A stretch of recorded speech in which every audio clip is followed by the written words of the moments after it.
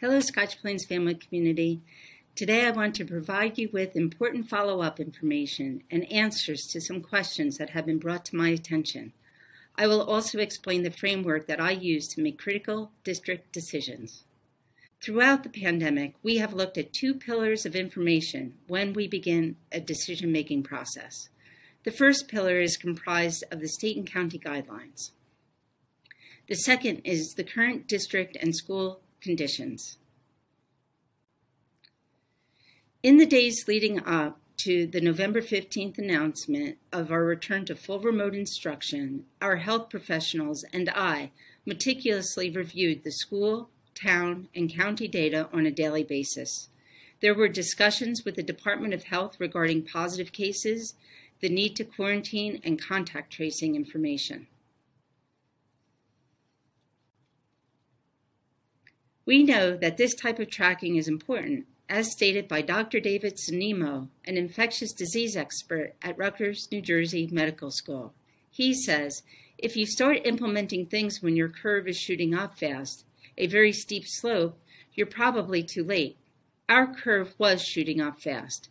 This put me in a challenging position because I needed to make the call before it became a widespread problem. In the interest of increased communication and transparency, a COVID dashboard will be added to the district website so the community can be kept informed about how the case data is trending on a weekly basis. When deciding on the period of time to pause in-person instruction, we utilized the same collaborative decision-making process. The return date of January 19th was selected because of holiday travel and gathering that is expected to occur with families and friends. Our return date allows for the standard 14-day quarantine period after the holidays and is intended to provide the safest return to school. If possible, we will be looking to phase back some groups of students who are our most school dependent. Next, I want to share how we will determine when it is safe to reopen schools. First of all, we will be looking at activity levels in the central eastern region of New Jersey and watching the data trajectory.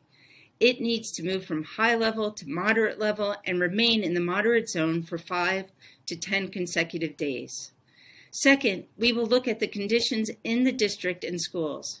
When there are numerous COVID positive cases and when teachers and students need to be quarantined, it necessitates having an adequate number of certificated substitutes, either to teach the classes or to supervise the students who are in school for the hybrid model. Additionally, the local data by school and by district will provide the information we need to decide whether or not there is adequate coverage for our classes and the degree to which the community spread reported by the Department of Health is reflected in our schools. The decision is then reviewed with the SPF Board of Education, our administrators, and the county superintendent. After completing these multiple communications and receiving approvals, the plan is put into place and the community is informed. The same process that was followed to close schools would then be followed to open schools. The severity of this second wave depends on human behavior, which can be difficult to forecast. If we all commit to following the same safety precautions, it will be well within our power to return to school and a more normal routine, sooner rather than later. I will share some resources on the district website that I found to be helpful. Navigating life during a pandemic is so very hard.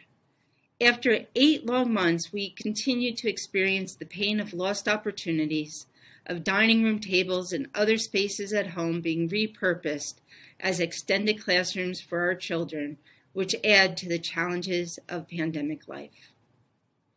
As superintendent, my job has never been more arduous than it is today. And although not universally popular, I stand firm in the critical decisions I've made, knowing that they are made with the intent to protect the health and safety of our students and staff. In my recent communications with superintendents in neighboring districts and throughout the state, regardless of whether or not their schools are hybrid or virtual, every community is experienced dissension. It's time to come together, seek positivity and optimism so we can get to the other side of this pandemic planning. I know that we can do it.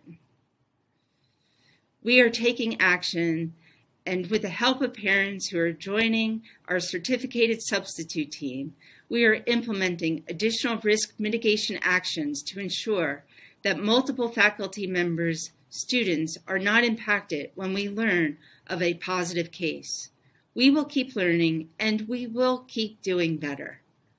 As we approach Thanksgiving, I am counting my blessings, knowing that I serve a community that cares deeply and has a faculty and staff doing an exceptional job for our children. Please be safe and have a happy Thanksgiving.